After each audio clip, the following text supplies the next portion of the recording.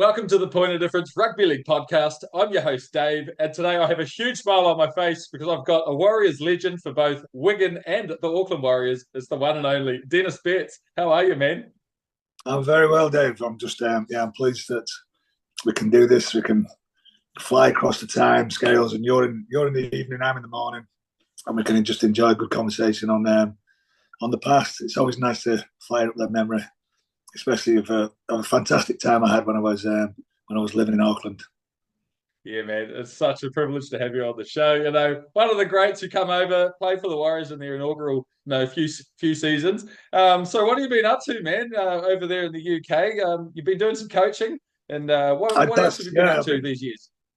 I've been coaching. I'm very, very fortunate, Dave. Very fortunate. Like I said, I find myself a little bit so grateful that I've never really been out of the game. So I've actually been coaching longer than I played.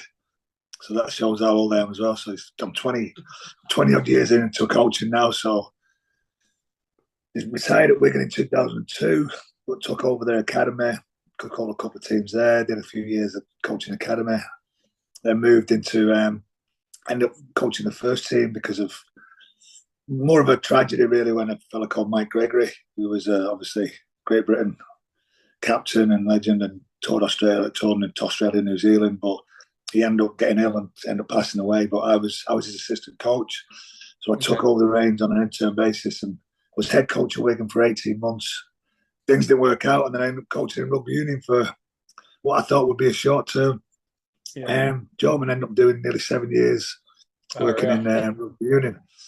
Got back and coached Widnes, did a little bit more coaching there, ended up coaching into Newcastle in a development program. And for my sins at the moment, I'm probably having the most fun I've had in a long, long time coaching, really. And that's I'm heading the program up at Wigan with the women's team. So I'm looking after the rugby league women's team at the Warriors, and it's been a fantastic ride. It's been great. About 12 months now I've been doing it, and I can't speak highly enough of it. The women are fantastic. They want to learn. They want to get better. They're so passionate. And I'm really enjoying myself coaching this group. Oh, man, that's so cool. It was a pretty good final this year. St. Helens got knocked off their perch. I've had Shani Crowell on the podcast before. And, right. Yeah, It was good check. It was a bit of, it's one of those where the weather conditions played a big part in the game. St. Helens have been the best team by a mile this year. They've had a fantastic year. And they've been really tough to beat. And then they get to that one game, and that's always a thing with a grand final. It's like they can be the best team and finish top. They win the Challenge Cup because they got a good start to the year. Yeah, and then the rain comes in. York have hit a little bit of form, and there's not a lot of rugby played. And the team that can hold on to the ball and just finish the sets gets over the line. And that was York again this year because they've got this mentality of knowing how to win. So it was a pretty. I wouldn't say it's a spectacle in the sense that it was a great game of rugby, but it was close, it was tough, and the conditions played a massive part in it. Yeah, man. All right. So, Denis Betts, let's rewind the clock. So where did you grow up, man? What was life like for a young Denis Betts, and what was that beginning of rugby league for you? Well, I'm not entrenched in rugby league. I'm from Salford originally. I'm a footballer, and I was pretty. And I was a pretty decent schoolboy footballer. So I ended up playing, I was on the books of Manchester United. I played for my region. I played for Greater Manchester and came through some stuff there. And up until being 16, rugby league hadn't really played a big part in my life as well. So it's a real strange one when you look at, I've been involved in coaching for a long time and looking at youth coaching and youth development. And I had no pathway in rugby league. No, there was no youth development. There was nobody looking at you and saying, I was like, first time I ever really got coached as a rugby league player, I was a professional at Wigan. I'd signed at Wigan, and that's the first real coach I had. So it's unbelievable. It's nice to sit here when you're in your 50s and talk about the fact I was a talented kid. I was quick. I was strong. I had a good mentality. I love sport, and rugby league was just a natural fit for me as well.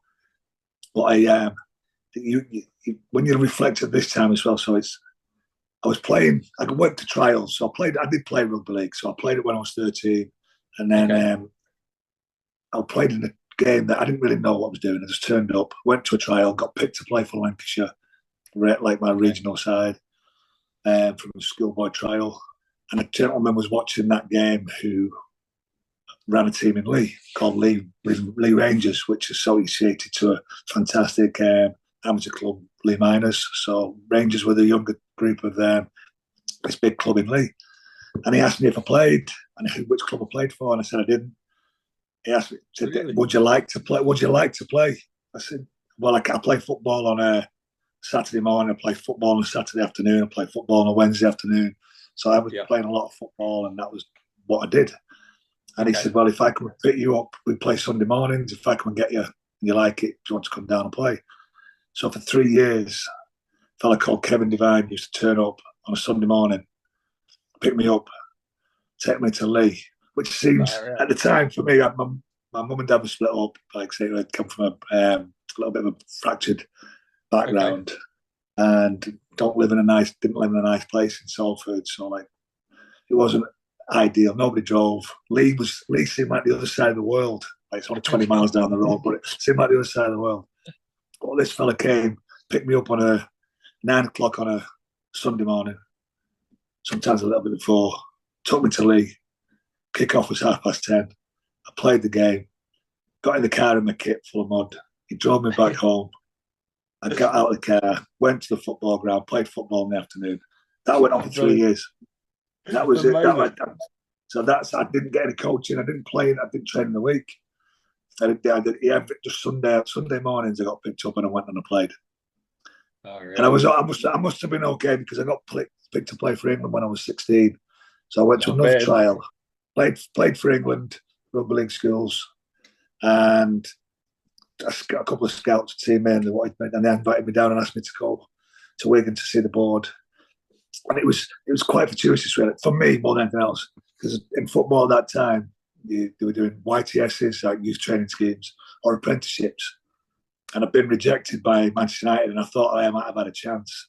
Okay. And I've been rejected by Manchester United, and they said they didn't want to take me on as an apprentice. But I had a couple of YTS offers, which I think it was 27 quid a week, something like that. And Wigan offered me a professional contract to come down, and I played with them when I was 16 years of age. So luckily, I signed for I signed for Wigan in 1986. God, that seems like a long time ago, doesn't it? So that's when I was 2. Make you feel old. I know. I do feel old. I feel a lot older as well. It's like, I feel very old at times. Well, especially and that's what keeps me young is the coaching side of it, and that's what I've always loved about doing it, because you're obviously associated with 18, 19-year-olds at the bottom end of it when you're coaching first team, and then nobody's really older than in their 30s. So they've all got families on the top end of them, but they've all got young mindsets. They're all really energetic, and that's been the beauty about staying involved in coaching, because you attach yourself to a younger group, and that keeps you mentally young as well. So that's what I'm thankful for on that side of it as well. But when I say 1986, especially to some of the girls that I'm coaching at the moment, they're like, "Oh my god, the 80s!" It's like they've got some of these girls are 17, 18 years of age. It's like, they've not got a clue. That's funny. So, what was it about rugby league that you enjoyed that made you want to give up on your football dream? I think it was. I was good at it. What did you enjoy about it, though? And it was not that I was exceptionally talented or anything like that. I was quick as a kid, and mentally I was pretty tough. I was physically tough from my background, from where I grew up, pretty resilient, and that's why I enjoyed it. I enjoyed the physicality that the game offered. Yeah. And it's like, you look back and it's, I'm probably like testosterone filled teenager with a lot of anger inside him, really, because of where I was from and what I was doing. And just a lot of rugby league was that great outlet at that time, and it was And I think my biggest memories of the game is it was free flowing. It was easier than playing football, because it's not that it wasn't need of skill, but I could get away with not having lots of skill because I was just tough and quick. I could catch a ball. I had good hand-eye coordination, and it just fit that nice niche of what really suited me as a sportsman. Okay, all right. So when you did wind up at Wigan, now what's it like? You've gone to meet the board. You're a young fella. You must have been a little bit nervous, or were you quite confident? Like you're walking in, and there's Andy Gregory and Ellery Hanley and Dean Bell, Kiwi legend, and Martin Dermott. Like there's all these fantastic players. And what's it like for you walking in? Well, I didn't really. Again, I wasn't a rugby league fan. Okay, of course, right. So I'm not really. I've been around it and seen a couple of it, and obviously playing for English schools and playing with some of the boys that a number of them ended up signing for Wigan and signing at different clubs across the northwest. And I'd heard of these players, but I wasn't a rugby league fan. It wasn't like I had pictures on my walls of these players or really understood. Didn't go to watch a lot of rugby league. Watched it on television. Yep. And just played. So I had no preconceived ideas about who these fellas were or what. And I was pretty confident in myself. So I didn't really have any kind of barriers in the way of like feeling I shouldn't be in this room. Like I say, you can get that imposter syndrome comes a little bit later when all of a sudden you're playing in front of like 20,000 people and you stand there going, what's just happened here? Where's this come from? And then you start to understand these people around you. So it wasn't. I didn't really have any of those barriers there. And it's a real good. When I signed for Wigan in '86. I remember Maurice Lindsay saying to me, and I don't know why this is still in my head. And he said to me, he said, "Oh, you've got a lot of work to do." And I was like, "Yes, yes, Mr. Lindsay, I know this. Yeah." He said, "Wayne Pearce, he goes out and he runs 6 miles every single day." Yeah. And I didn't know who Wayne Pearce was. So I had no idea, not seen the 1986 tour. I had no real idea at that moment in time about this iconic figure that was dominating the game with physicality and his energy and his effort levels were so high. So I said, well, if he's doing 6, I'll do 7. And it was one of those kind of cocky kind of things. And Maurice never let me forget that kind of 16-year-old kid standing there saying he was going to do a little bit extra. And it's not that I said, it's not that I was trying to be cocky or that. I just thought I'd just say something smart on the back of it. And Maurice never let me forget about the fact that I didn't really know who Wayne Pearce was at that stage. And I just signed for Wigan as a 16-year-old snotty-nosed kid. And it was really nice. And it was, when you sign, so I'm sat in a board. It's old, and nobody gets it now. So Wigan's old school Central Park had a big boardroom that had a big glass-fronted window, obviously with glasses window, but the big window at the back of the boardroom, and it looked over Central Park. And it was like dusky evening. I left after school. I was with my mum and my dad were together at that time, and they were on and off all the time. And just so happened that my dad was around. My dad was around at this time, so we got to Central Park and we went upstairs. And the boardroom, it's like an interview. There's like 6 directors all sat in a long table, and I'm sat in a chair like this, and my mum next to me on one side. I mean, mum's got dressed up because she thinks he's going to something really important. And like I said, I didn't really see a lot of the dad's next to me. I've got my English schools tie on, and they're all smoking cigars and drinking brandy. It's one of those kind of strange moments in your life. You sat there in front of all these people, and it's like 16-year-old kid telling you what you should do, really. Wow. And I don't remember it. My dad didn't really play a big part in my life. He didn't give a lot of advice. But I remember one piece of advice he gave me. So they've made this offer to me, and they've offered me £5,500, 1986. There's no money in my family. Nobody's got any money. Never heard that kind of money before. It seems like it's. Yeah. And I'd already heard from a couple of lads that played that was about the standard. It's 5, 5.5, 6, depending on where you were. Okay. What they thought of you. So it was about the right kind of offer that they made me. So I knew this kind of stuff already. So they made the offer. They left the room, and I'm sat between my mum and dad. And my dad gives me the best piece of advice I've ever had. He leans into me and he says, "Fucking sign it." No, so that yeah, so he sort of like yeah, so it was a key moment when he told me to make sure that I signed that piece of paper, and I became. And when you sign a rugby league contract, at those days, probably it was probably the same in Australia or New Zealand that time. That they've got you for life. There was no Yeah. term on it.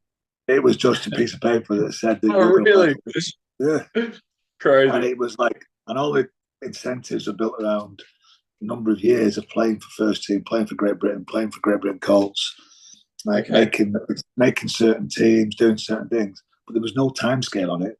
So I effectively Wow. signed my life. I signed my life Oh for my that first God. contract, and nobody giving me any kind of advice. Nobody saying anything. Oh So it wow. was only you only got out of it because I did okay in the first few years. So I fulfilled Yeah. most of the.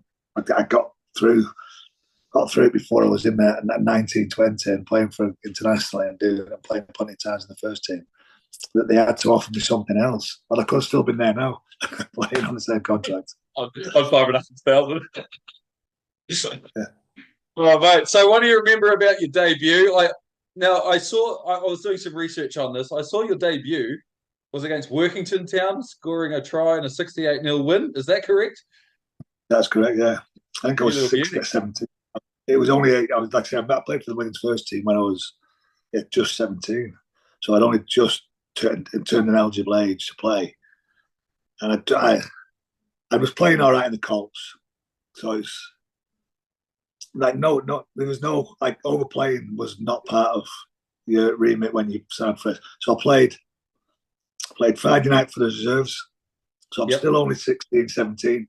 So I'm playing Wow. open age. I've never played open age before, by the way, as well.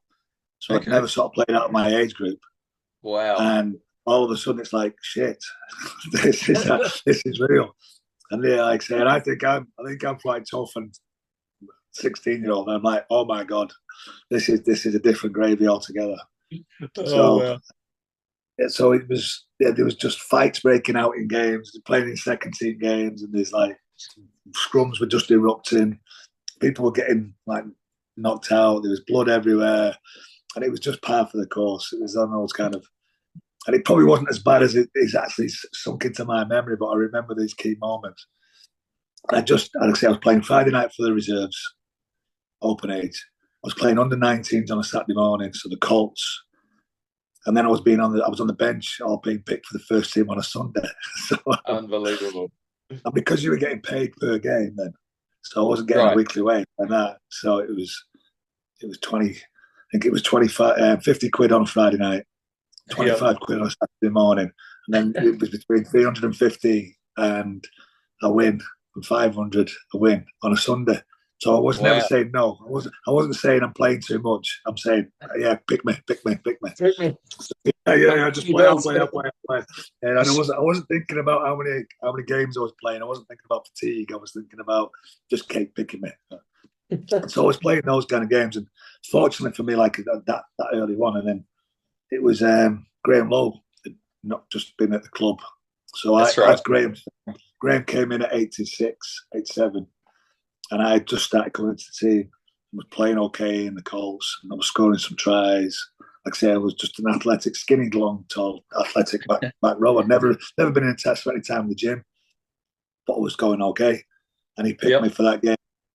And I remember Henderson Gill, the winger at Wigan at Yep. the time, makes a little bit of a half break. I've just come off the bench and I've just done a bit of a loop round him, and he's thrown the ball out, and I think it was only about 15 metres, but let's call it 50 metres. So Let's I've go rocked him. 15. Bit of I've GST. rocked him. Yeah, so and I scored a try. I've not really done anything, and I've run around really not know what's going on. And I scored a try on my debut. So good. And I didn't really play a lot after that. So that first year or so, I Yeah, got a yeah, yeah. A couple of couple. injuries. I Yeah. got a couple of injuries, and I was in and out, and it was like a real good off season. I got fortunate in a couple of ways because Ian Roberts had come across in my second season, Okay. and Graham Lowe had sort of partnered me up with him, just asked him to do some because I'd never spent any time in the gym.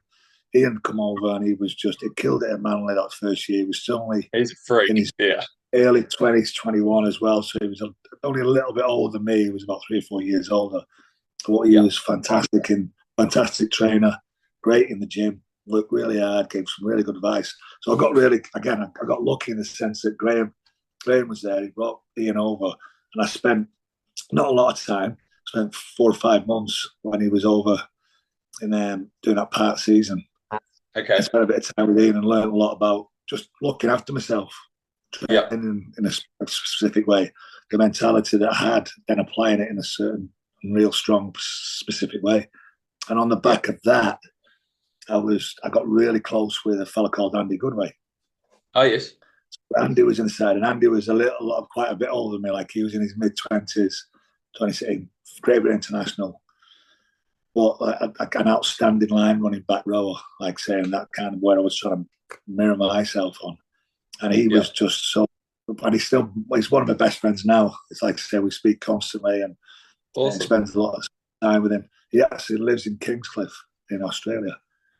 Okay. So he's just been there. But I was really lucky in that sense that we became really good friends. He became a mentor, and he was an outstanding physical specimen. He just trained harder than anybody else. Really milked all the ability he had because of how hard he worked. But it just gave me that real strong mentality and mindset about if I wanted to be successful, it wasn't going to be about any kind of skill I had. If I wanted to have any longevity, I had to be durable. When nobody was really talking about these kind of things, it was, I'd say that in the 80s, it occurred at certain times, and you hear stories about Vince Cornelius in his time when he was at Widnes and what he did as a coach. He was tough. It was only because of his training, but there was only pockets of this around the game. It wasn't like it was this full-time professional when you had all the science and you had strength and conditioners. And luckily, I got friendly, and he liked me, and I liked him, and we had a real good relationship and became really close. But that gave me that little bit of a boost. And when I did get into the side, I was ready. Then I was physically ready. Like, so between 18 years of age, 18, 19 years of age, I was ready to play. So I had that first couple of years of a little blips and a couple of injuries. But in that time, I spent time with Ian Roberts. And then I became really close with Andy Goodway. And then, like you said, you're looking around the changing room. You're in this room with Joe Lydon, Ellie Hanley, Andy Gregory, Sean Edwards, Dean Bell. You think, and you've got to play your part. If you don't play your part, you don't play, or you don't get any time on the ball. You got people fighting for ball, people wanting to do work. So you can stand there and not get picked because you feel like you don't want to get involved. So you've got to push yourself into. You've got to push people out of the way to get on a line that you want. And it wasn't like, and this is hard to explain to people now when you say I'm 2 years of age when I started playing. So it's like there was no fixed back rower. You didn't play on the left side or the right side. You just played. So you end up defending where you defended. And then it was the coaching elements. Defensively, it became a little bit different under Graham and then under John because of the influences they brought over from Australia. But you didn't I wasn't a left-sided back rower to start. I was just a back rower. So I chased the ball all over and looking for it as whenever I could. So I'm fighting to get on the ball with Ellery Hanley, who scores 100 tries. He scores 100 tries a year. It's like, you're trying to push somebody out of the way who just wants the ball all the time. And then Andy Goodway is the same. And then they bring Andy Platt in, and you're fighting with Andy Platt to get carries. So you're like, and then at the moment that you've got another young kid coming through named Phil Clark who wants the ball as well. And then it's just that kind of mentality that carried Wigan through, where you knew your job, you understood what the role of your team was, and you had to contribute, or else you didn't play. So that was that early part of my career in that side when went in that 88-89 season to start that Wembley run of 8 consecutive, and then won the championship 6 times and won every major trophy for a number of years. Amazing. Yeah, man, you did. Like you said, so when you did sort of really crack it, after a couple of years of being in and out, like you said, you scored in 88, 89, 9 tries in a season. You won the Lancashire Cup, a John Player Trophy, Challenge Cup, all in one season. And I think the only thing you didn't get was the premiership, which Widnes won, I think, in that season. So what a way to kick off you're really full time playing. Unbelievable. It became, yeah. And looking back and reflecting on that kind of time, and that was that first year of it, and that was Wigan had been okay at that time and picked up a couple of things, and then it sort of just all clicked, and we missed out on a fantastic game. Like Martin Fire played in that game again at Widnes. I was in and out the side, and they say this, like say, it's an iconic game at Widnes at the moment. So we played the final game at Widnes to win. Whoever won that game won the league, and they end up getting. That's right. They end up getting the wool over us that day, and it's obviously, but it kicked us on again because we've been pretty consistent, and there was a lot of good youth in that side as well. And like I said, I was part of that group, but there was lots of stability, really good coaching, and like I say, the board had done a really good job. And Maurice Lindsay had this vision about creating this dynasty on back of everything that was iconic about being a Wigan player, and the past that bounded to what it was, how important it was for the town and for the group to be part of that Wigan Rugby League side. He had a vision of creating a dynasty that would stand the test of time, and I think it is now. And you look at that period that I played in, and how unfortunate I was to play in that time. It's going to be very hard to replicate. And like you say, from I think it was 88 to 95, I played with Wigan, and I think I played in 21 finals and I won 27 trophies. Amazing. What a stat. That's crazy. Was it like 7 Challenge Cups in a row? Yeah, I played in 7, yeah. You played 7, but Wigan actually won 8 in a row, didn't they? Well, I was in the squad in the 88 when they played Halifax. So I'd only just started when you just talked about then. I was just around the team, and I was done training with the group. But I missed that cup that year as well. I was only a kid. I didn't really deserve to be in the side that year. And like I said, lots of good players in that. But I was at Wembley in 88 and 89. That was the first time I'd ever been to Wembley and watched the Challenge Cup final as a participating adult. It was like I'd been there when I was 11 years of age, and I played. And I'd say my background was in football, but I'd had a taste of rugby league because I played for Salford Schoolboys as a curtain raiser at Wembley. It didn't really mean anything to me. So I played as like an 11-year-old kid. Didn't really know what I was doing, and then did play again for another couple of years. So I'd been to Wembley early in my life and had a look at it. But I didn't watch the game after. I was an 11-year-old kid, and we were just causing havoc somewhere else. We were wrecking some rooms, or we were just causing problems. And 88, I think it was 88, 89, and then 1991 were the last 2 years that they were standing at Wembley. So there was nearly 100,000 people watching those 2 games. Amazing. When you look back, reflect on that, like I said, I played, and there were 100,000 people watching those finals. One of them, I was stood in the crowd watching Wigan win against Halifax, watching Ellery Hanley's score 2 the most impressive tries you've ever seen in a Challenge Cup final. And then 89, 90, I was on the bench, and I came on and played in that game on beat St Helens 27-0. That's the one. Yeah. What's it like, man, being out there? You see the crowd, it's roaring, the atmosphere is electric. I guess because you didn't grow up dreaming to do this, it's kind of different to most players who dream of going to Wembley. Or at this point, had you decided, this is what I want and this is the goal? Was it an amazing experience? No, I've never been goal orientated. It's one of those kind of stuff. You always talk about it, and to fit in, you talk about what's my goals for the year. Okay. I just worked hard. I played in the team. I loved doing what I was doing, and I was competitive. It wasn't like I had this major. I want to play at Wembley and I want to win trophies. I want to be. I will stay at Wigan for 10 years, and I want to do it. It was like I was just late teenager, early 20s, like kid. Yeah, come from a really, like say, just a bit of deprived background, really, in the sense it was held together. My family was held together by external family, and it was. I just did what I did, and I never really had this great ambition to be a rugby league international. It was like play well, and then we went. You've got a chance of playing for Great Britain this year. Oh, brilliant! Yeah. I'm just going to carry on playing well. And then he got a call, and it's like you're going to play for Great Britain. Oh, brilliant! Oh, that's great. You got a chance of making the test team. Great, yeah, good. And it was one of those where I never really let that. And maybe because my background wasn't involved in that, and I didn't have a family or a dad or a mum or a Okay. group of siblings that were like, "Oh my God, this is amazing."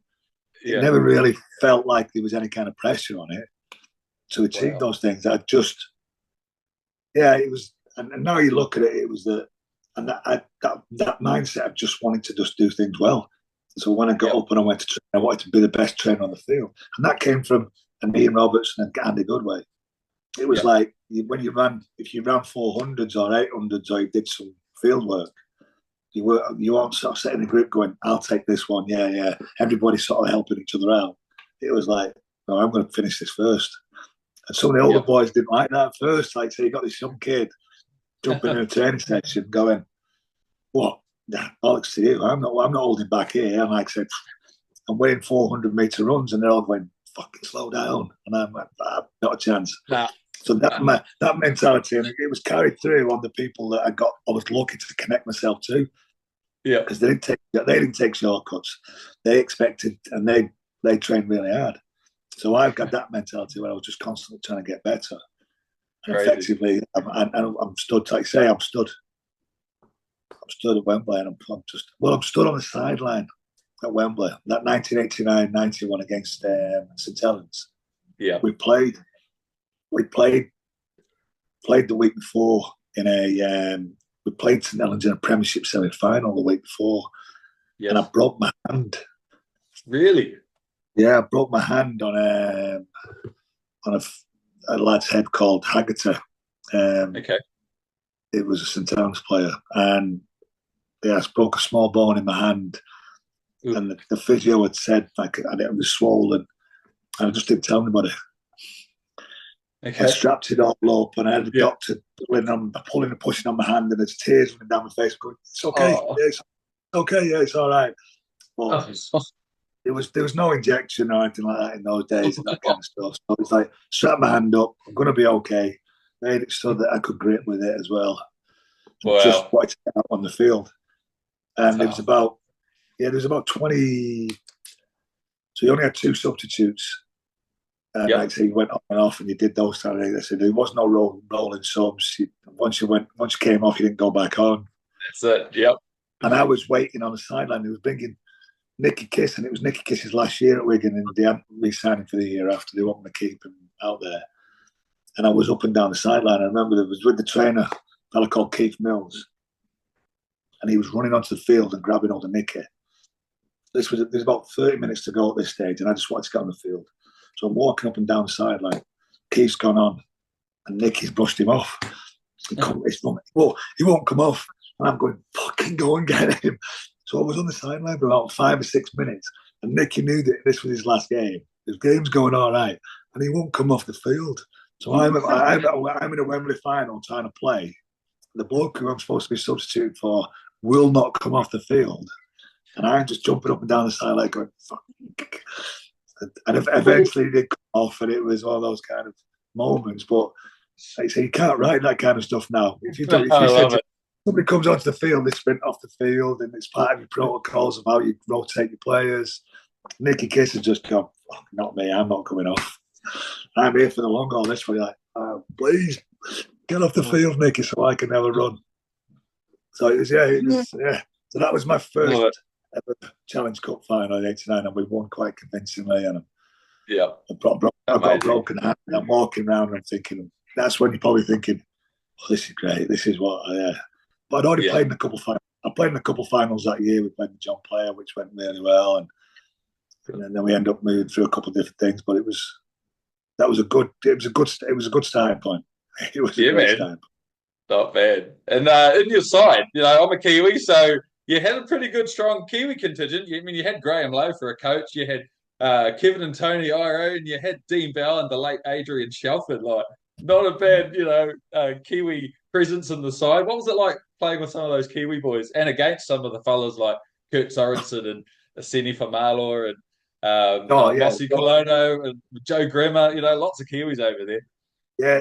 Mostly it was. I remember him mostly because he was that kind of back row edge player, and he was a defender against him mostly, and he was really hard to tackle. He was like I said, I think he had a bit of rugby union background in mostly, and he was just elbows and knees, and big, strong-looking bloke. It was just a hard tackle. And Kurt was one of those kind of blokes where you just had to bite down your gum shield no matter where you were. If you were carrying anywhere near him, you just knew something was coming. And if you're trying to tackle him, it didn't make any difference if he had the ball up. He was getting something out of it as well. So he was gonna try and hurt you on which side of the. Doesn't matter if he was carrying or if he was tackling. So those couple of years against Widnes, it was that contingent. And then obviously on the edges, you had like Jonathan Davis and Martin Fire that was. And John Devereux, and they say just they had a pretty formidable group of players, but all led by that mentality and that toughness around the Hume brothers and also around Kurt, Amose, Asine.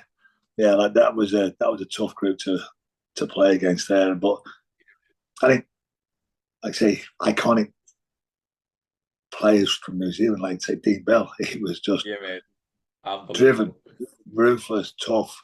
Kevin Iro was the biggest thing I've ever seen in my life when he started playing. They say he's only, I think, a couple of years older than I am. But it was, like I said, these long flowing black locks, and he had all that, the dark skin. He like, oh God, he was like, I look at this, and he could run. He was big, he was tough, and he had a brother. He was one of those kind of stuff. Like, and I remember Graham Lowe said, "Does your brother play?" And Kev was like, "Yeah, I mean, he does a bit, yeah." Well, why don't you bring him to training? Okay. So he gets hold of his brother, brings him to training. He's not really played before. Next thing you know, he's playing on the wing for Wigan, and he's playing in Challenge Cup final. He's like elevated to this club. He started off as Kevin Iro's brother, and then he turns into Tony Iro, and he was a phenomenal player as well. And I don't think he actually played that much until that point where Graham Lowe asked him to come over and join in and keep Kevin company. Crazy. So it was. So we had a pretty strong contingent there. Yeah, like I said, Adrian was a tough middle that just knew his job. Decent, good offload. Like I said, it was a good time. Good time. Yeah, man. Oh, that's amazing. So, you won 8 Challenge Cups in a row in the late 80s and 90s. So how amazing was it to be a part of a club that just, only knew success during that period? And what was the secret to it? Like, how did you guys keep it up like for so many years, year on year? Well, it started off as it was like that. When you do some work, and especially when you work at coaching, you recognise that winning's never as good as losing is bad. That's the mentality that ended up getting into you there. So you didn't lose a lot of games because those are the things that hold on to. So winning just became a habit that we formed within the group. And like I say, because we had so many competitors and so many good players, I think when you look at that team there and what the board did and what the coaches did, and what Maurice Lindsay played a big part of for a long time, was that he put the right players. He had the ability to find the right players to do that job, that never let things slip, never got too comfortable. Okay. I say Sean Edwards and Henry Hanley in those early years they were driven, and Dean Bell was the same. And that mentality, I'd like to think, reflected on myself and through Phil Clark and then into Andy Farrell and Nick Cassidy and those lads that came on that part of it then. But you're creating accountability within the group. Mm-hmm. Okay. But that accountability, this question's been asked me a lot. And on reflection, when you look at that side, it was the humility within the group. We never really got above ourselves. We understood what was behind us and what people were trying to do, and we respected how hard they were working to try and get up one over on us and trying to topple us at that stage. Yeah. So those Challenge Cups then didn't become about winning the next Challenge Cup or how many foul fight you could take it. It became about not being that side that came off the pedal, that let things go to lose. Right. So which side were you going to be involved in, and where that's the room stops? Right. And what were the reasons behind that running stop? Was it because the side behind you was better? And if you could live with that, you could lose a game, you could walk away and you'd go, today, we played well today. They played better. Right. And then you can sort of live with that mentality, but you didn't want to be in that position. Yeah. And like I say, we've been close a couple of times. Got close a couple of times. I think there was a couple of games. Bradford a couple of times thought they had us. And there was a couple of games against Hull KR, up at Hull KR in the cold and the wet and the rain. I Yeah. went to Castleford a couple of times and a couple of replays, and it was like times got close, Yeah. but we just had enough in us there, that mentality. And I think again, it's like just it was an ego driven group, because that's what sport's about. You get, like, especially contact sport. We need testosterone, we need egos, we need people, but also understanding your purpose within that group. And that then creates the humility to understand that we have to recognize that people are trying to knock us off this, so we have to do our job. We have to keep training hard. We have to be, if you're going to come hard at me for 70 minutes, I've got to have 80 minutes in me. That kind of, and I think that's, on reflection, that's what I see. I see in that group, I see that kind of, it wasn't all about the talent. It was, we were lucky we had some good players in our group. For those, it's really easy to have an off day and drop off and get beaten in a semi. Yeah. And I think what happened the last time I played at Wembley in a Challenge Cup final against Sheffield was that. Okay. We got, in '88, we got not complacent, but we were going really good. Yeah. And we turned up against Sheffield, who had no right to be in that final. They'd snagged a couple of wins to get to that point. They were a half decent side, but they weren't in that kind of level where you thought they were going to be in a Challenge Cup final. And we did everything right. When you look back, we stayed at the right hotels, the training was good, but there was just that little bit of something missing. Okay. And when you look at the clock, and it seems to be going quicker than it should be because you're behind on the scoreboard. Yeah. That's when you're in trouble, thinking things aren't going our way here. We're going to need something. Yeah. But we'd always found a way to get out of it, but we just could not get out of it. And we lost a final that we should never have lost. And that's one of those games. Like, I've won 7 Challenge Cup finals. The only one that really haunts me. Okay. That one. that one game, and that kind of just not having the mindset or the mentality in that day. Yeah. That's really on. So you can think about, so you think you're doing the right things, and then you just miss out. We played Sheffield the week after in the league, and we beat them by 75 points. You must have kicked yourself. You're like, how is this the same two teams? And it's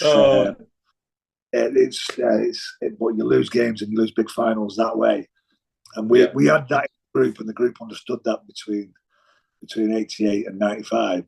That group understood that when I was there. Right. So you won 3 premierships as well, and you played in 3 World Club Challenges as a result for Wigan, winning 2 of them against Penrith and the Star-Studded Broncos in 1994.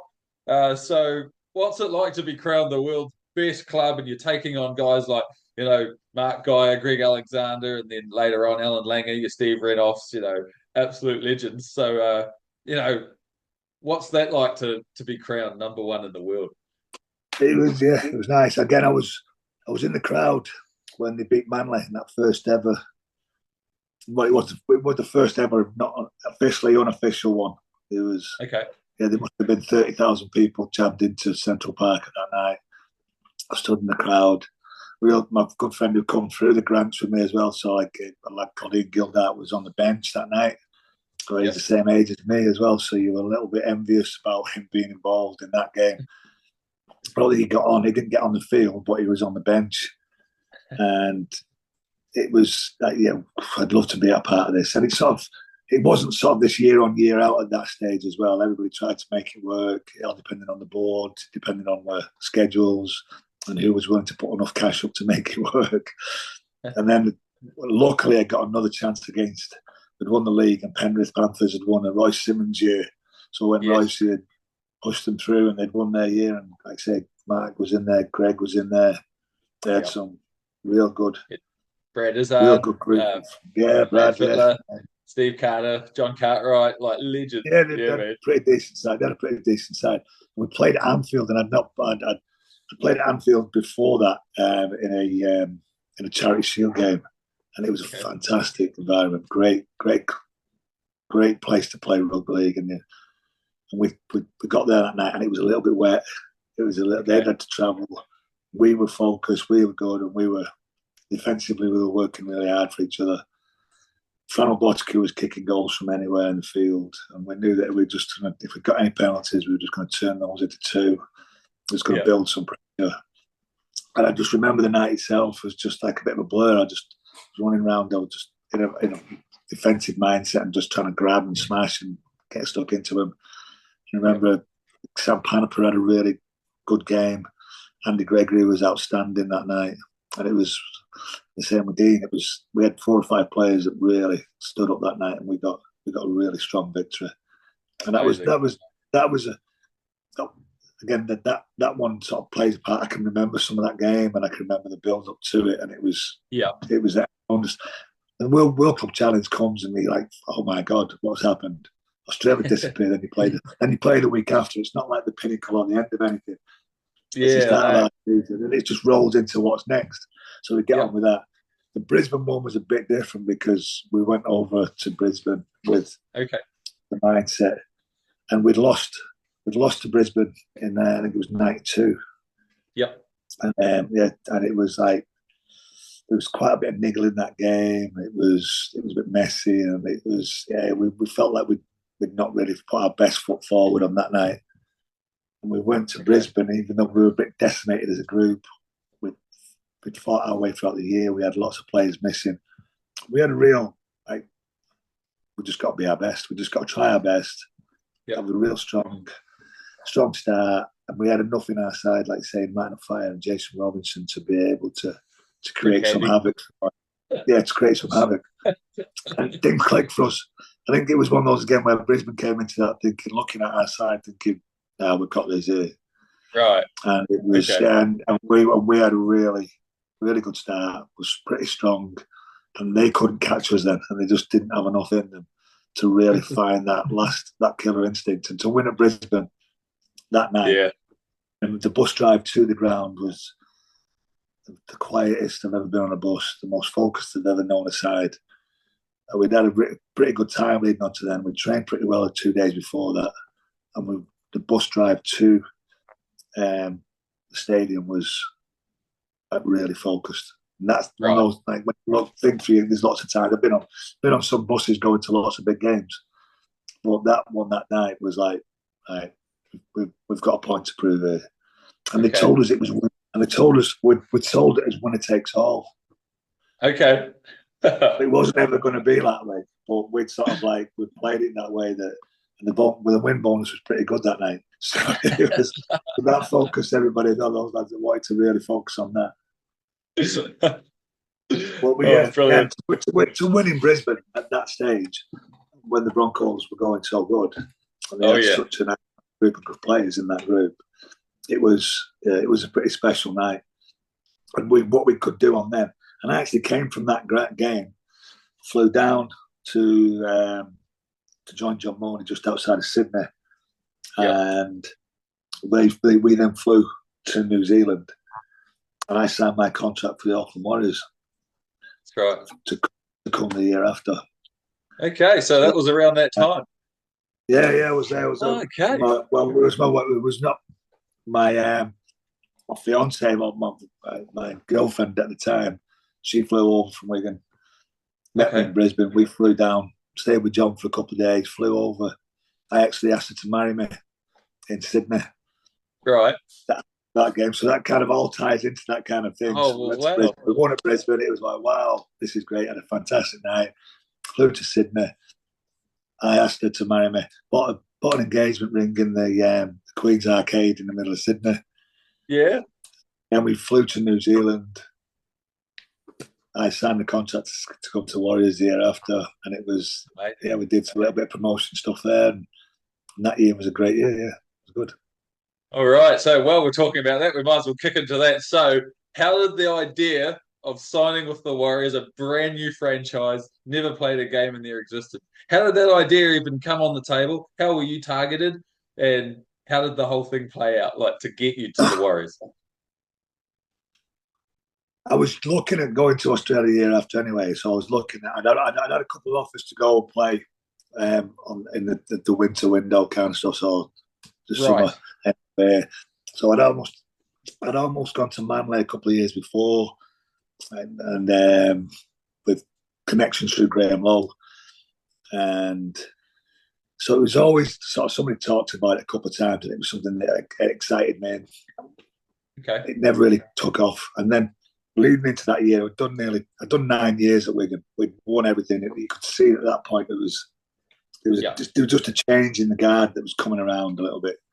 Okay. So like I say, we'd had this fantastic 9-10 years, and I'd played a massive part in that, and really enjoyed my part. And been lucky enough to stay quite injury free throughout that time. Played in lots of games, played in lots of finals, won lots of trophies. It's that.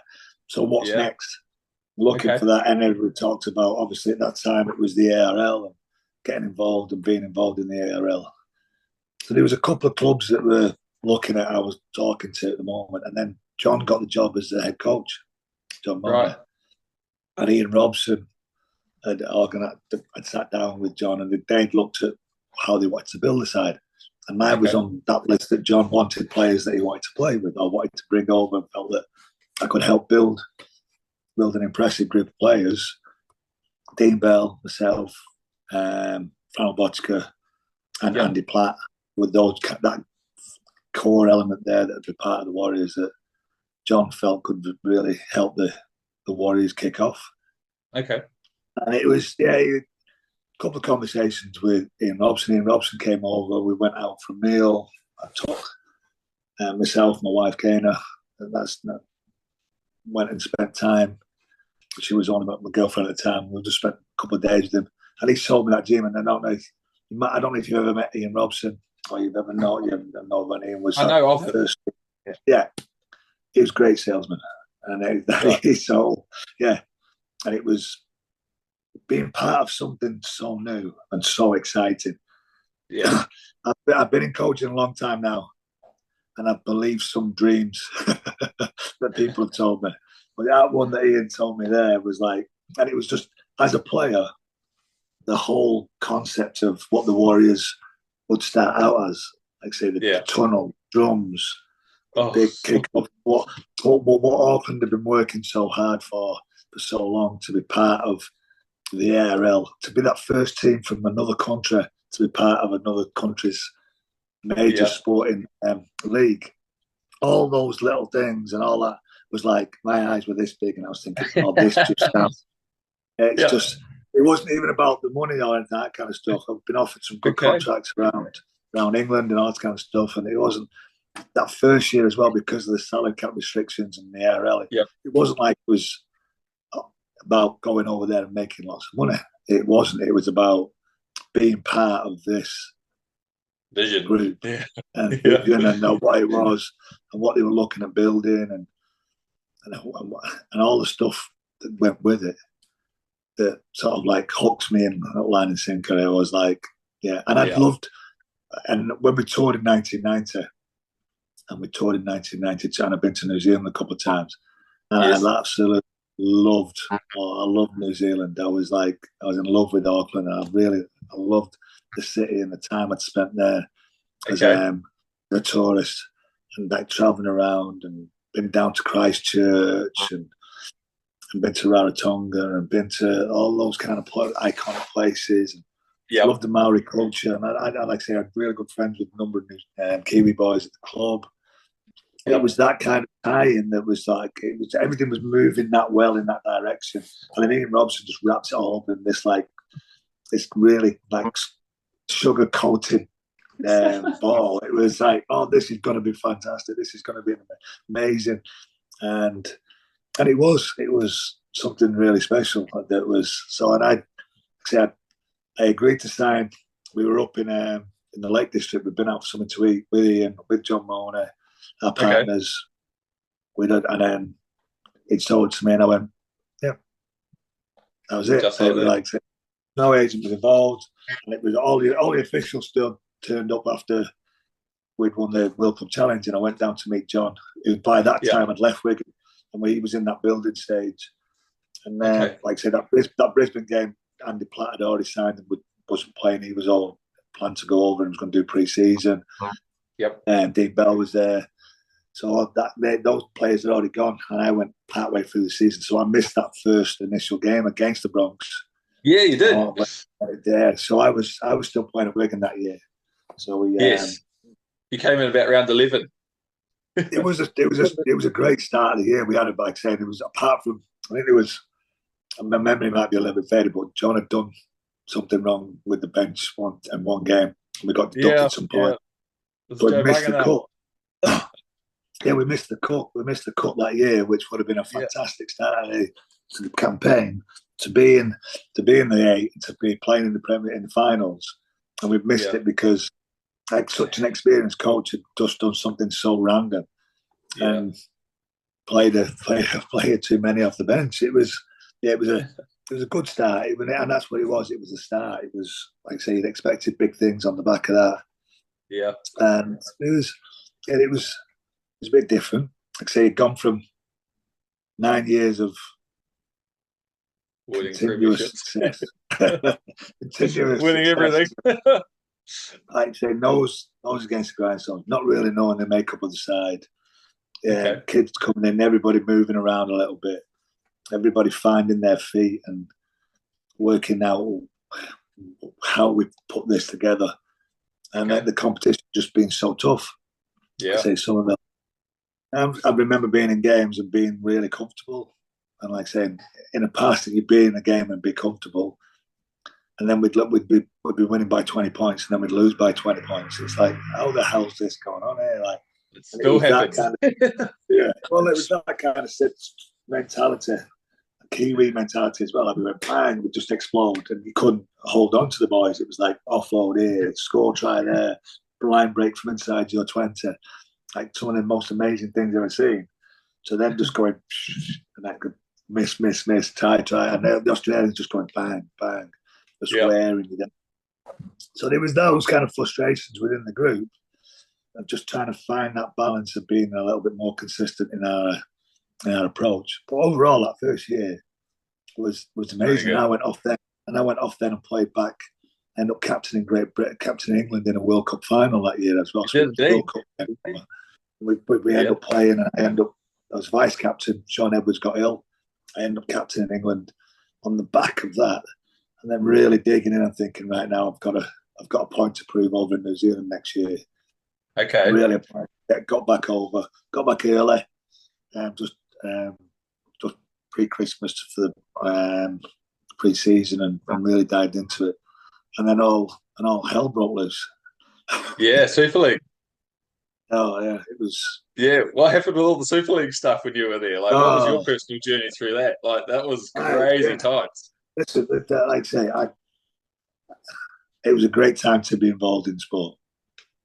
Okay, As a going professional. great Yeah, time, yeah, because of the financial and what the game changed because yeah. people wanted, and like so all of a sudden players started to get recognised and get value for money for their contribution to the sport and to the game. Yeah. Wages regulated, people were getting paid stuff. On reflection, I'd have liked it have not happened while I was in New Zealand or part of that group, because it had such a detrimental effect on that group and that team at that time. It was just difficult. Like I say, the league not starting, the league stopping, the break off, then all the stuff around it. It was just bitter, and it was slow, and it was like you were trying to find some consistency and momentum, and we could never really get a hold of what was next. And being such a young club as well, and that also had the effects on that and recruitment and development. It took the Warriors a number of years after that to really establish themselves, and then it was like say a couple of years when they got into finals and they started hitting the top end of the table. Yeah, I think it could have probably come sooner without the Super League war, without all the stuff that went. And that was one of those things in my career when I look back. If I'd have joined the club and had a real strong, consistent 2 or 3 years, then I think I could have played a bit better. I wasn't really happy with some of the form I showed when I was over there, but there was lots of distractions. And also, I also had two young children to a previous marriage that were based in England. So I was flirting backwards and forwards. I was distracted a little bit by that. The Super League war was going on. And like I said, it was a fantastic time to be involved because they were chucking money at everybody, and nobody was frightened. Nobody was going to say, "No, I'm not really playing well enough. I don't really want your money." They would all say, "Yeah, come on, yeah, like, thanks for this." Really good stories of lads turning up with buses in Australia and floating the team off and driving off to ARL headquarters and getting $1 million for doing that. There's all those good stories that were flying around. Not sure whether they're true or not, but what a great story. So there was lots of, like I say, lots of lads in England at that stage signed ARL contracts that never actually played for anybody. So they did really well out of it, not actually doing anything. Yeah. So it was a good time to be involved financially, and it was a good time to recognise the game went through this little bit of a, not transition, but went through this point where the players began to be recognised and valued a little bit more. Okay. And when it all came out the other side of it, it took a little bit of time to get going. And so it was a great time, but on reflection, it had been better for me as a player just to have some stability, just to play in a side that was slowly getting better. And I know, like I say, like when I left the year I left, and then Steve left the year after and went to Melbourne and kicked on there. Yes. And like so, like there was a little bit of a breakup of that side because of as the Super League stepped away, or the Star League, or whatever it was that was part of it, and then you had to become financially viable again. Okay. Players had to leave because of the salary cap instead. And the NRL coming. Yeah, and that's gone from strength to strength. And I say that kind of era then after the back of that. Well, no, I again, being part of the Warriors is like part of my life. That it's great. Not long. My wife at the moment. Because that sounds bad, doesn't it? My wife.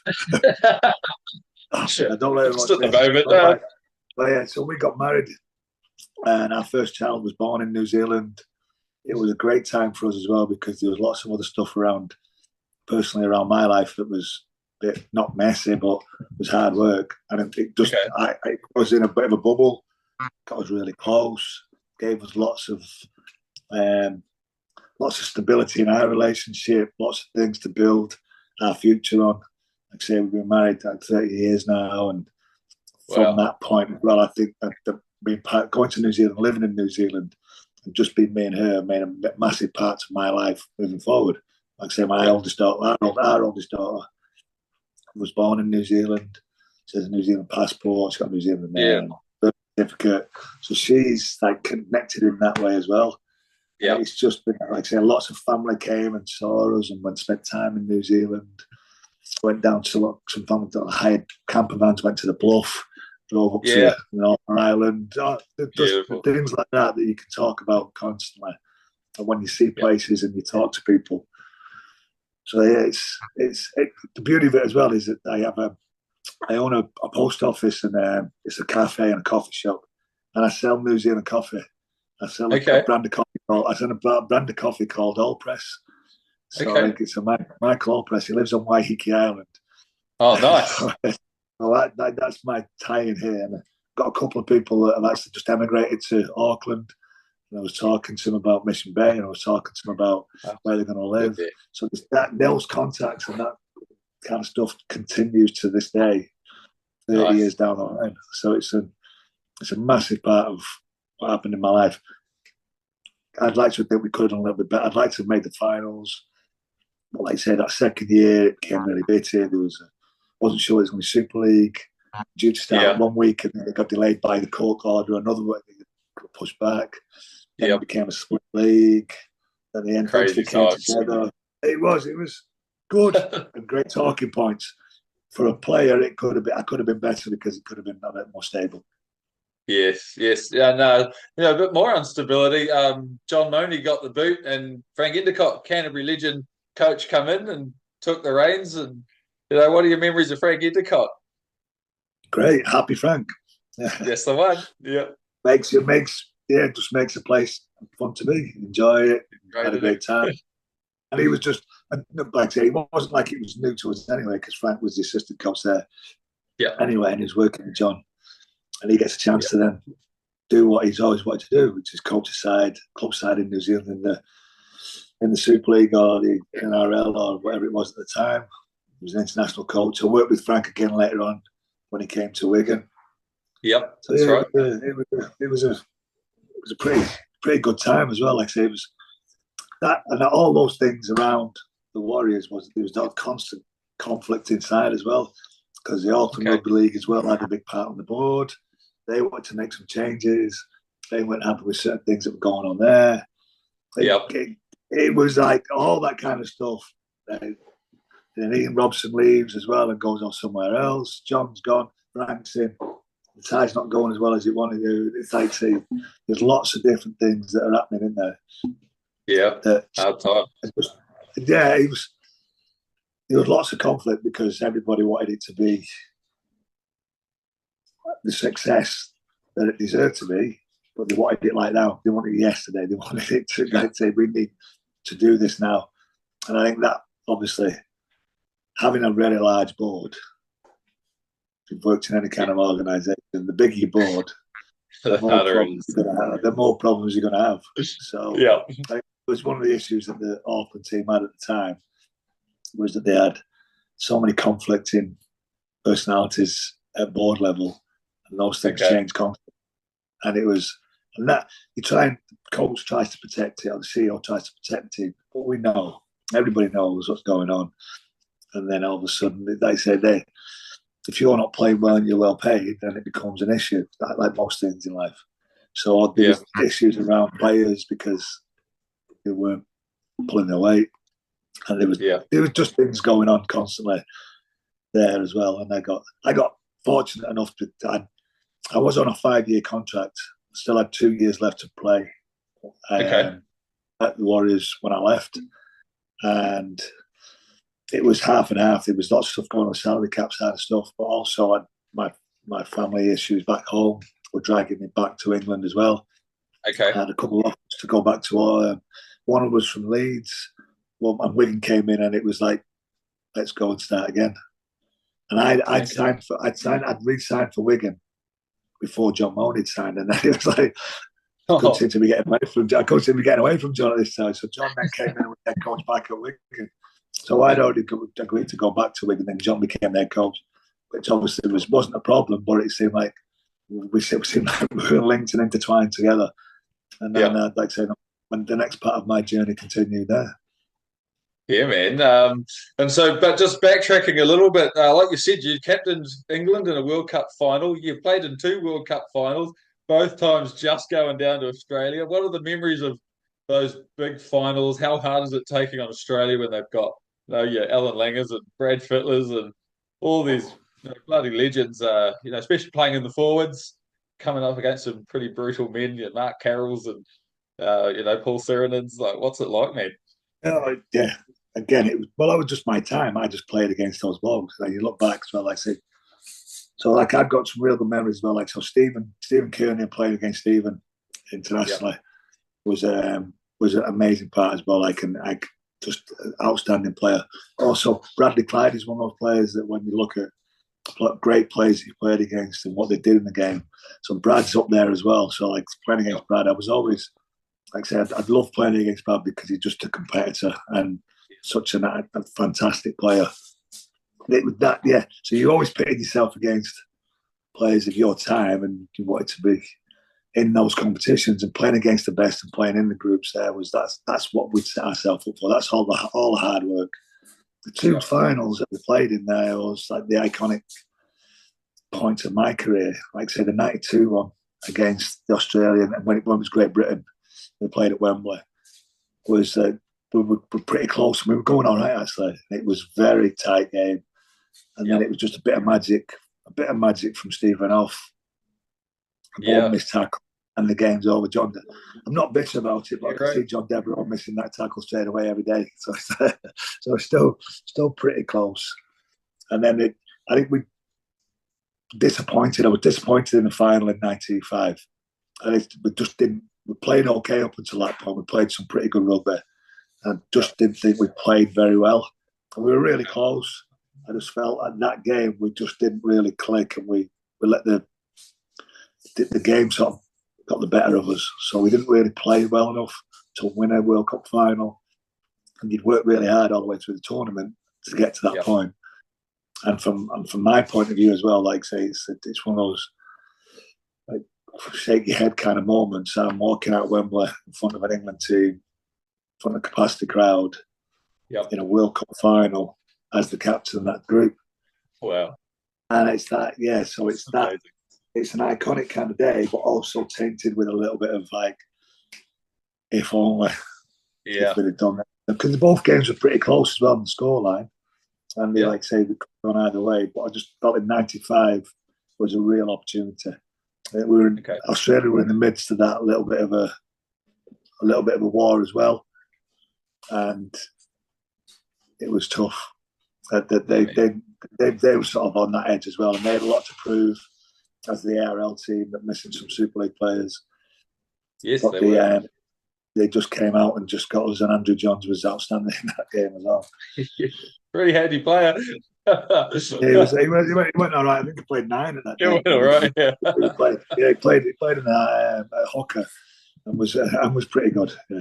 Yeah, man. And Brad Fittler was pretty good as well that day. So. Yeah, you guys okay. You guys are right.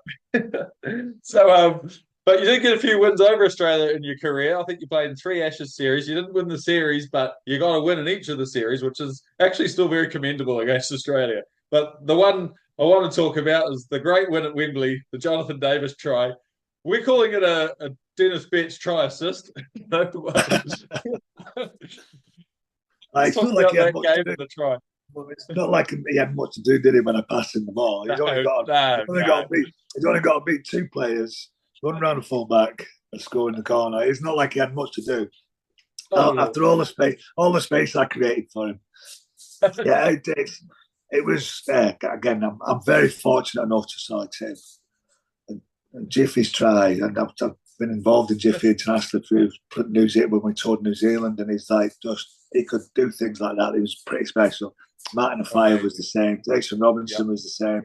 Henry Paul was the same. It was that kind of like people in the group that could just do something out of nothing. Mm-hmm. I like the fact that, like, say, if we're playing American football, I get some recognition for that. just for saying, Jonathan, do something. That kind of stuff. Well, if you're playing fantasy, you get a try assist, a line break assist. That's not bad, Yeah, that's it. So that works on that kind of stuff. But that game started off with a pretty tough incident, really. Once sure where he was going to go, because that was the year that Sean Edwards actually got sent off. Yeah. At the start of the game for a tackle on Brad Clyde. Brad went off as well, with really bad concussion. Okay. And I know Sean was devastated about what he did. But ultimately, that kind of galvanised the group. I think it was Ellery Hanley was the coach of that game. And I think somebody said to me the day he made a pretty big call that day, Ellery Hanley. I think he brought off Andy Farrell. Wow. And I think it might be the only time that Andy Farrell's been ever been substituted. And he brought Bobby Gilding on, because obviously we lost Sean Edwards. Yep. We lost Sean Edwards and we had no scrum half, and he changed the team around as well. And it's like pretty brave to bring off someone like Andy Farrell at that stage. And I know he was only a kid, but it just, again, it was like galvanised that it's harder sometimes to play against 12. Interesting. Fantastic atmosphere that was in the group. And then you've got people like Jonathan that can just create something out of nothing. Yeah. And when he was confident, Jiffy, he was like saying that, and I know he spoke about it on the podcast as well. He always felt, if he felt like he could score a try, then he usually did. Yeah. So he's that kind of, those kind of players that Martin Afire, Jonathan Davis, like, that had the ability to go 60, 70, 80, 100 metres, were like, they were pretty special people to have on your side. So it was, and that day was, for me, like, as a back rower, and it's like, it was built on like just carry hard, defend like your life depends on it. Yeah. And then get your fingers crossed. Yeah, man. Well, not many players from New Zealand or like Britain through those 80s and 90s actually got to experience many victories over the Kangaroos because they just dominated because they just had so much talent. So, like, Yeah. it's pretty cool that you've chalked up 3 wins against Well, Australia in like your the career. 1990 Test series was one of those, again, it's like we beat them in the first game at Wembley, Yep, and it was an iconic display by Ellery Hanley. It's the yep. first win at Wembley that day. An individual performance. I don't think there's been many in Test series. Like say, you might pull a Roy Lewis out in there or Andrew Johns in the No, past. right. But Ellery Hanley did that day was just awesome. Like say, I wouldn't say he won it on his own, but it was just an unbelievable performance from him to get us that win. Then we went to Old Trafford and we were really close.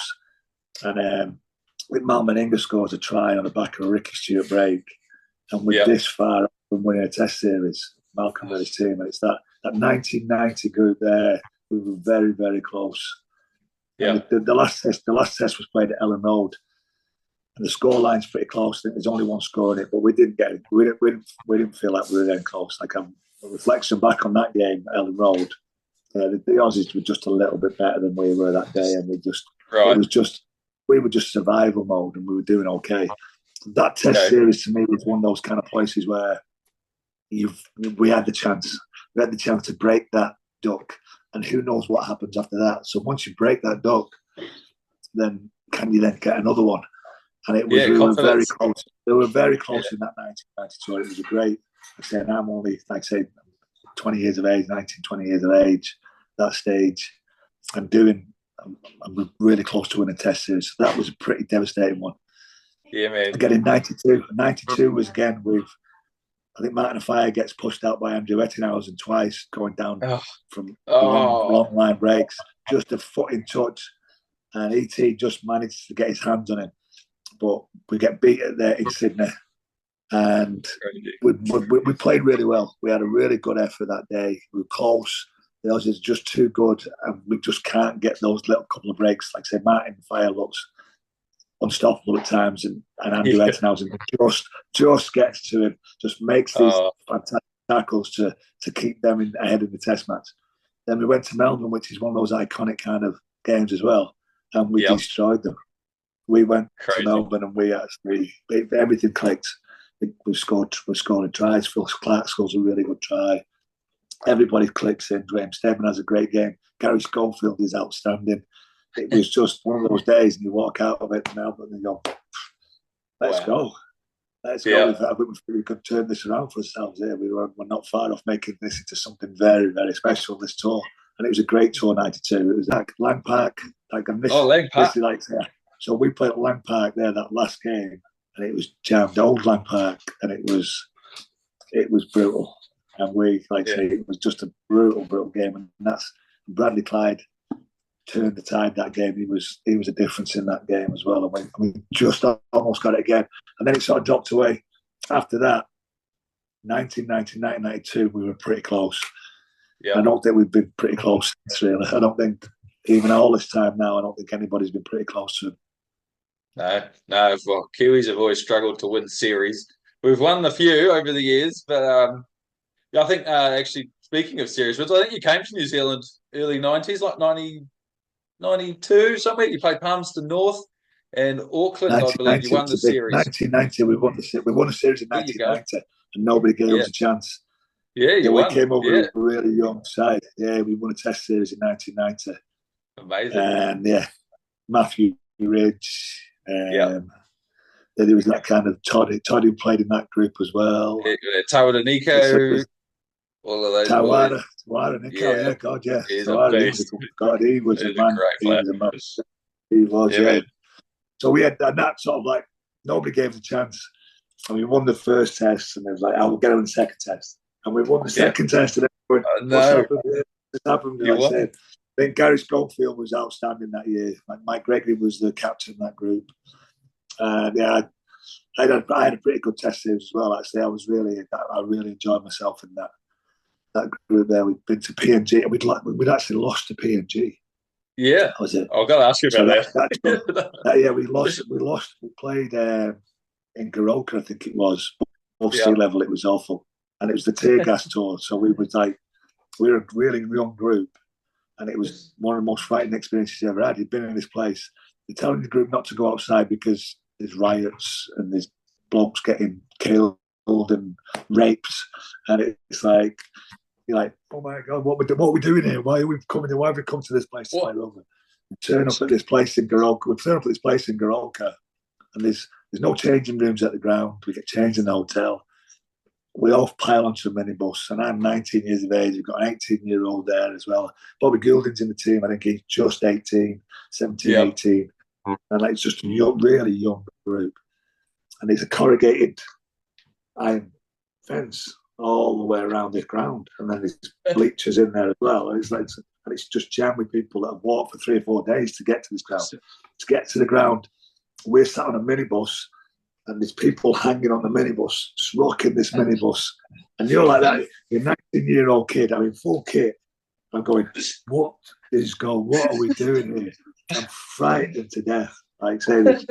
And the only way you can tell the difference between the fans and the police is who had a stick. So the police had a stick. We didn't have any uniform, we just had a stick. And they were just clearing people out of the way.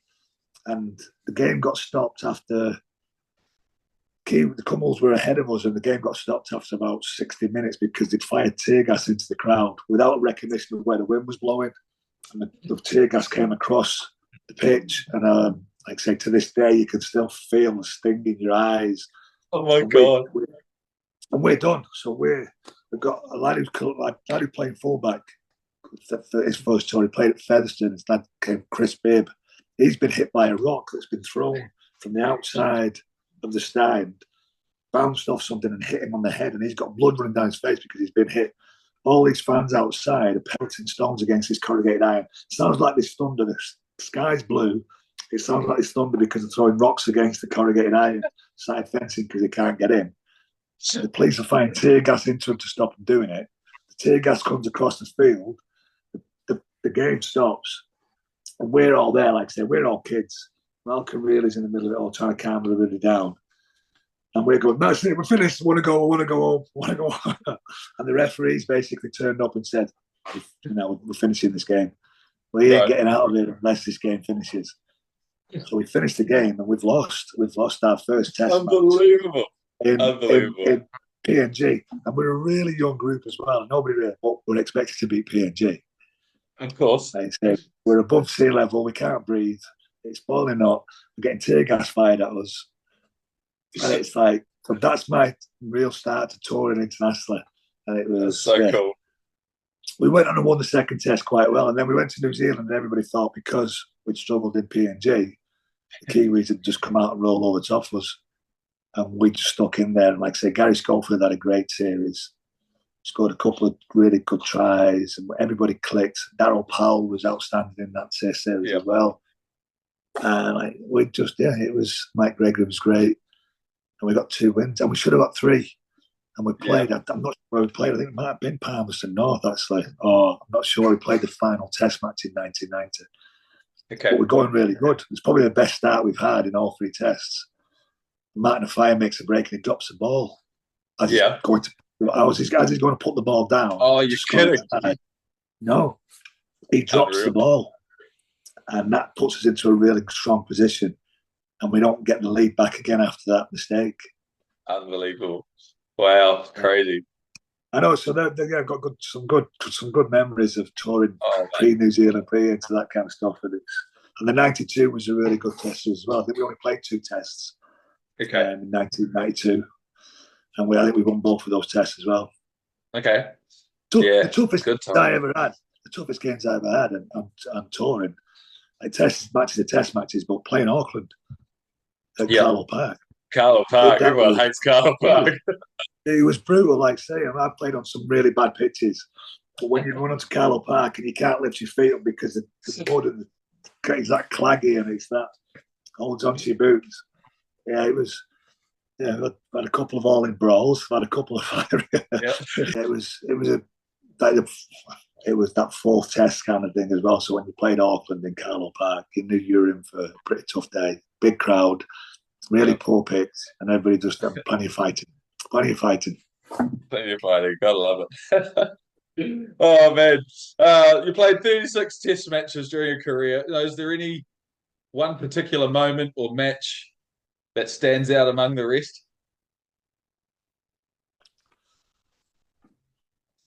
No, not really. No, like I say, I was really fortunate. Like I said, the second test in 1990 against the Kiwis, and that was at Palmerston North. Actually, I think it was Palmerston North, and we Yeah, won the Test series there. And nobody gives a chance, and the crowd's all running on the field, and you're like, "Wow, what's just happened here?"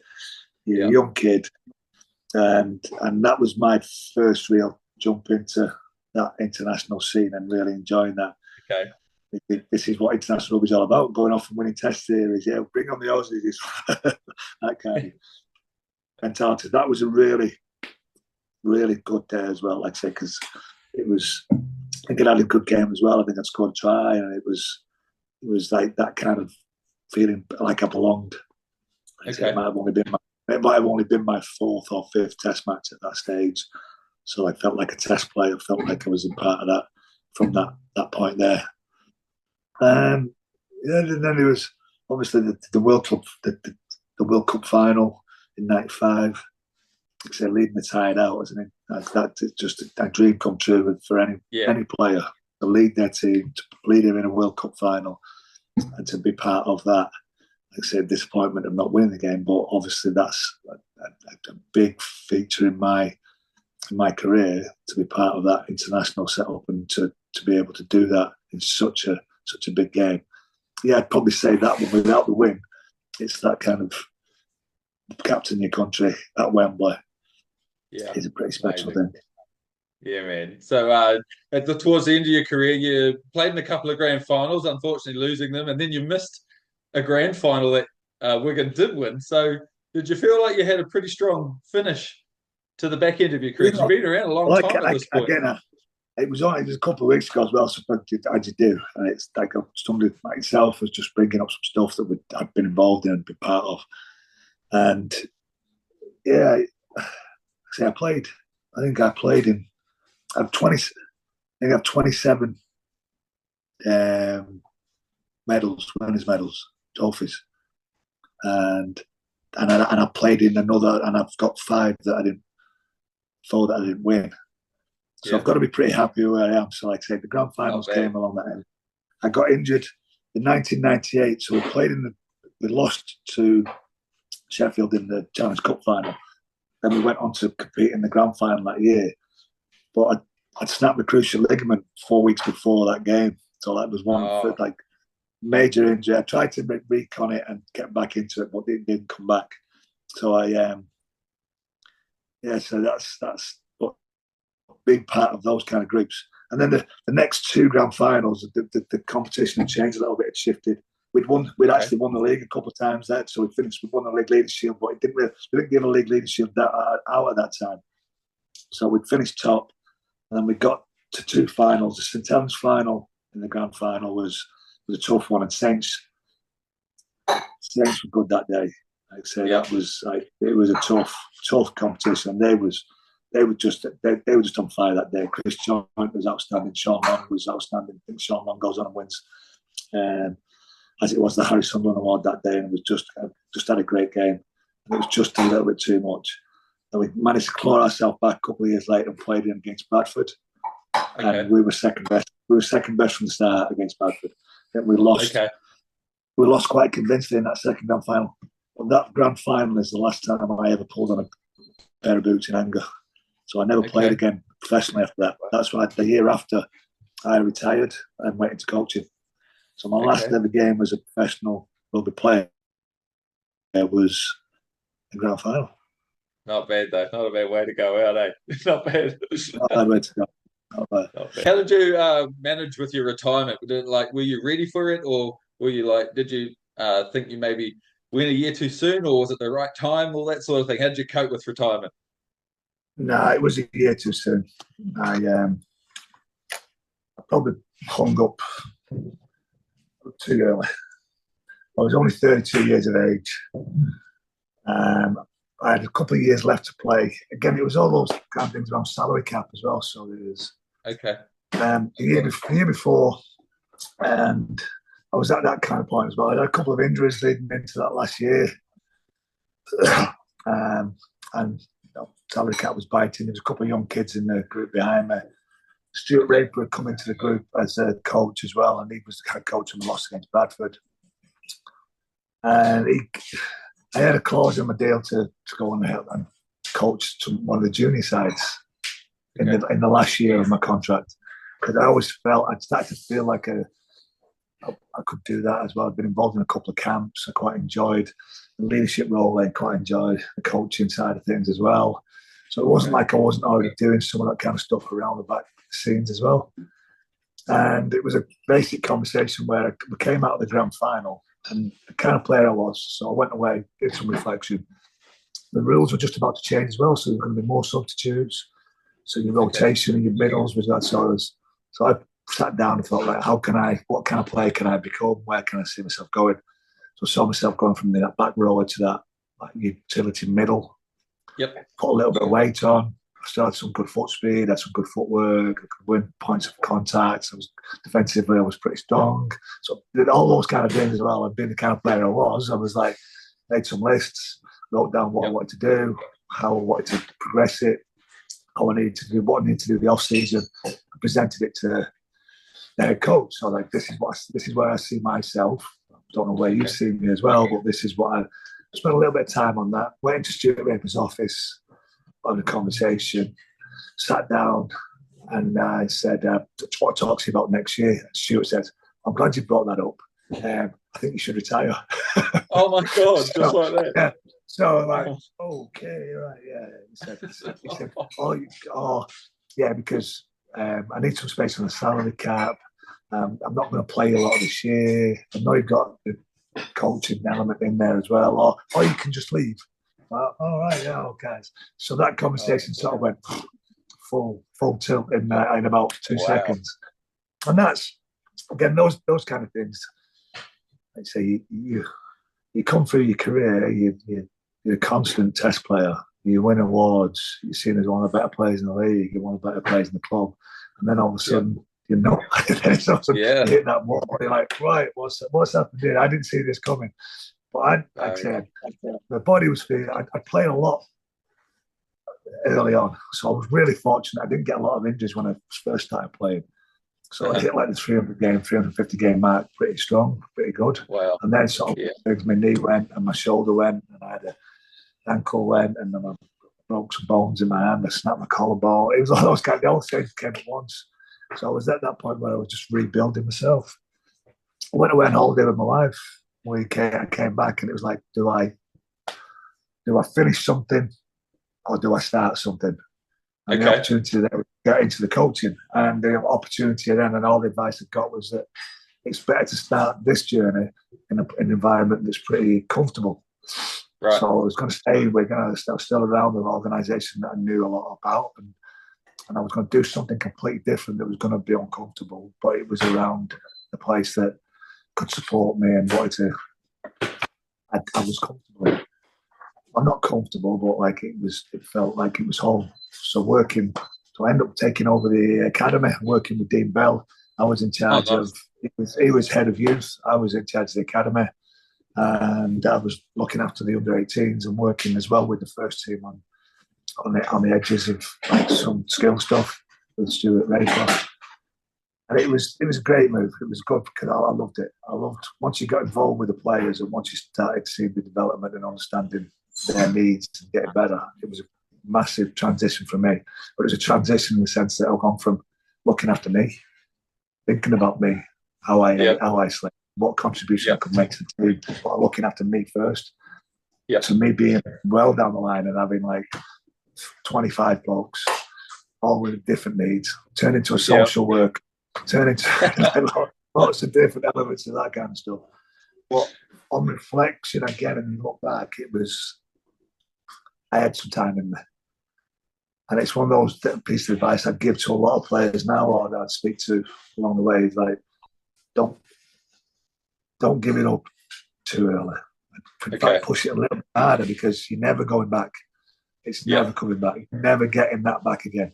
You're never being part of that group. You're in that team. You can be on the edges of it, and that's where my fortune I've been really fortunate in my career and like grateful for the fact that I've never lost the smell of changing rooms. I've never not been a part of that. I've given team talks. I've had the emotional highs and lows of being involved as a team and it being your team. But I've not got walked back on that field. Yeah. I'm not part of that 13, that 17 group. And once you lose that, you never get it back. Yeah. And it's amazing. Keep hold of it as long as you possibly can.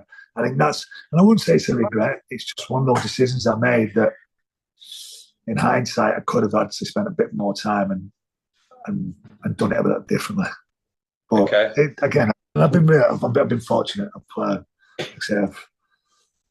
coached some great sides. I've been involved in the game. And I'm still involved in the game. Like I'm in my 50s now, and I've never known anything else. So that's what I'm grateful for. I love this game. I love what I do every single week. Yeah, man, that's amazing. Right now, I want to finish with a couple of fun questions. First of all, do you still support or follow the New Zealand Warriors over here? You still keep an eye on them? I keep an eye on them. It's been the last couple of years. It's been a little bit. No, I've not really. So could I name a lot of the players? No. I probably know the coaches a little bit better than all the players. but that's, yeah, I'd see where they are on the table. I followed them quite when Steve was in charge. Yeah, I take a lot of notice then because obviously, like I say, just a great friendship and and I was just hoping that Steve would get them over the line and get them to that place, get them to a grand final. Yeah. Because it's what he deserved. I know how hard he works and I know what kind of work he is. That it would have been great for that to happen for him. Yeah. So I took a little bit more notice then. But no, the last couple of years, no, not really. Okay, fair enough. So non-league related, what is your favourite TV show or series of all time? Of all time? Only Fields and Horses. Oh, yes. Jiffy said the same thing. Did it? A great show. Really? Great show. No, I like a comedy show. I like Breaking Bad. That was a good one as well. Cool. So I quite like that kind of stuff. Do you know, and I probably turn into that, but I don't really watch a lot of television now. So my wife, yeah. So I do like the Lord of the Rings and I like stuff like that and the Dungeons and Dragons. But I think there's a little bit fantasy based and all that stuff. Game of Thrones and stuff like that. Yeah, Game of Thrones, all that kind of stuff. Yeah. I'm into that kind of stuff. Probably just Yellowstone is probably the one that I watched. Oh yes, most recently. And I think it's more the fact of when you look around and they see the scenery, and it always feels like getting old. But when you appreciate the scenery in the shows, more than you appreciate that kind of stuff. But yeah, so Yellowstone. But like I say, if you could sit down, it would be like say the iconic laughter. It would be like some like Fields and Horses just to have a giggle. Good old fashioned British humour. Love it. Okay, man. Last question. If you could only eat one meal for the rest of your life, what would it be? Steak. Just like that. I'm a carnivore. I could eat meat. Nice leg of lamb. Nice big steak. Big piece of sirloin. That kind of stuff really. Just nice and simple. Just well cooked on the barbecue. Nice and easy. Beautiful, man. Thank you so much for coming on the podcast, man. It's been an absolute treat to meet you, to hear about your career, mate. My face is sore from smiling and laughing, mate. I love it. Thanks so much, man. It's been amazing. Thank you very much, Dave. I really appreciated the effort. And give my best to Mux. Tell him I miss him. I'd like to hear from him. All right. I've got his number if you need it. Cool, man. Thanks everyone for watching and listening out there. I've been your host, Dave. This has been the incredible Denis Betts. We've gone back in the day. We'll see you next time for kickoff.